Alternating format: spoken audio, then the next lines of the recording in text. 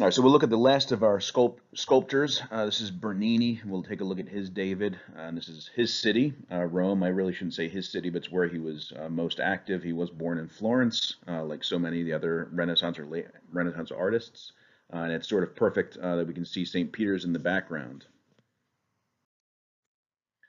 This is a view from the top of St. Peter's, and the reason it's so perfect is because it's a good meeting place of the last two artists we studied. Michelangelo designed the interior of St. Peter's, and then Bernini did the courtyard here. A couple interesting things about the courtyard. Those two foci, if you can see them, they're near the fountains. You can see on either side of the obelisk. Bernini was a master of perspective, and if you stand on either of those two spots, the colonnade, which you see in that embracing gesture around the entire courtyard, you can see all of the columns focus into one. So although it's 4 columns deep, when you stand at that one exact spot, you can see them all dissolve into one. That obelisk too, by the way, is the oldest one in Rome. It was brought to the city by Caligula in 30-something AD, and it also witnessed the martyrdom of St. Peter. But to get to Bernini's work itself, we won't spend a ton of time on these extraneous or extra works, but you can see immediately the incredible difference in artistic style. Bernini pioneered what is called the Baroque, so it immediately follows the High Renaissance, and it's fundamentally different in style. You can see the focus on movement, the dramatic tension, the incredible suggestion of extreme emotion in general, and just to focus on narrative tension. And you can see one of our teachers there too. That's Mrs. Nelson. But this is his Apollo and Daphne, and this is from a classical source. This is from Ovid's Metamorphoses. And so Daphne is being pursued by Apollo, and she's praying to her father to be rescued from his advances. And here she is at the moment of transformation, which Bernini chose, as she becomes a tree, which is the convenient and bizarre way that her father decided to save her.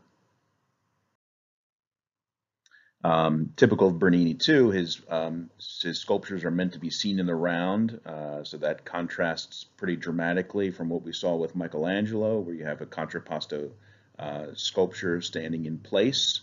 And we'll see this with his David too. The sculptures actually come out from the stone and interact with you. Notice too the incredible confidence that Bernini has in the medium. Even in Michelangelo's David, you have the tree trunk behind David's leg in order to deal with the deficiencies in the stone itself, whereas here you have these very unbalanced and extremely strange postures with arms flailing about, so on and so forth. Here you can see the moment of transformation a little bit better, and you can also see the fine work in the marble. Bernini took this solid piece of stone and was able to make these leaves, which is pretty extraordinary. And also you get to see the realism of the facial expressions too, and the real emotional impact of these pieces.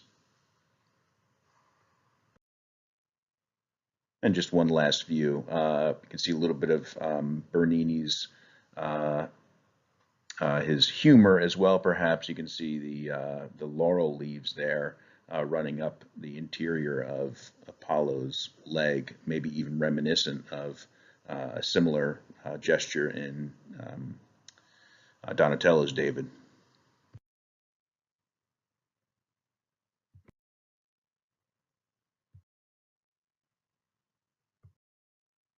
All right, and 2 more pieces quickly. This is the Pluto snatching away Persephone, taking her away to the underworld, and you guys know this one as the myth which explains, or is an etiological myth explaining the reason why we have seasons.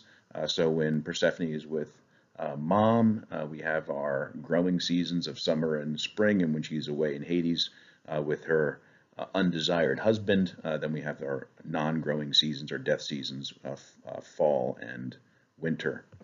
The really extraordinary thing to pick out here, again, it's 2 different figures and they're interacting and they have very different emotional states. and very complex gestures, and there's movement involved, lots of torsion, dramatic tension. But this is perhaps one of the most interesting moments in the entire history of sculpture. You can see the fingers of Pluto actually pressing into the flesh of Persephone's legs here, which is really extraordinary to see. It makes you forget for a moment this is solid stone. Cerberus, our guardian of the underworld. And then lastly, just quickly here, this is Ascanius and Aeneas carrying his father out of the burning ruins of Troy. Do note that all of these pieces were made in about a 3-year period, which is extraordinary in and of itself. And today they're all in the Borghese in Rome, one of those places not many people go, but one of the jewels of the city for sure. And finally, we get to our David. So 7 months to carve this, again, in the Baroque style, in the Borghese, and they were all designed for a nephew of a would-be Pope, Pope Urban VII, who ended up being the papal secretary. You can note, now that we've seen 3 different versions of the David, we have the triumphal moment after victory with Donatello, and then with Michelangelo we have the tense moment that will decide the eventual outcome, and Bernini in some ways similarly chose a moment of tension, and this is right before David, of course, is going to actually hurl the rock from the sling.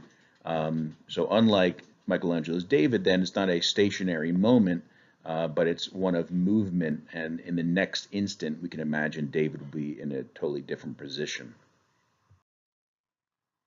This gives you a sense, again, of the way in which Bernini's pieces were meant to be viewed in the round. So you can see all different angles, and it's almost like a different sculpture depending on you're looking at it. Again, very different than Michelangelo's David, let's say, which was meant to be viewed in one single angle. The anatomy, by the way, too, is incredibly complex and difficult to render here.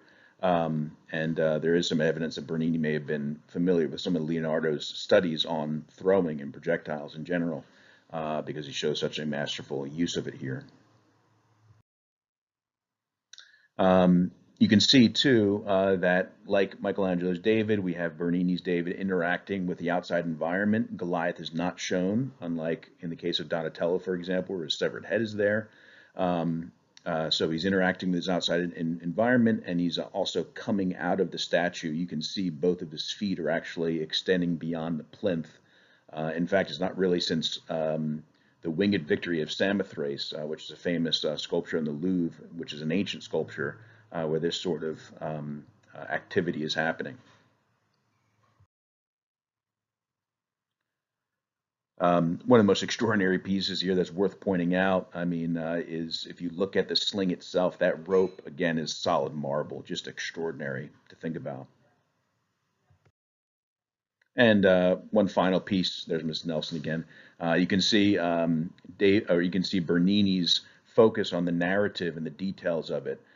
So at his feet there is the armor that Saul had offered David, but which he rejected since he was too young and small to carry it, and in fact had more confidence in this weapon. And finally, just a few slides to compare all 3 side by side. It's pretty fascinating to see this. And one last one, see the facial features. You can see the determination in Bernini's David as he bites his lip, ready to hurl the sling. And Bernini often worked with a mirror, assistant holding a mirror to his face so he can get realistic facial expressions. And this is a very difficult expression to render accurately in marble, but he does a masterful job, obviously, here. Although you would have to be the judge of who does it better, Michelangelo or Bernini here. It's a difficult case.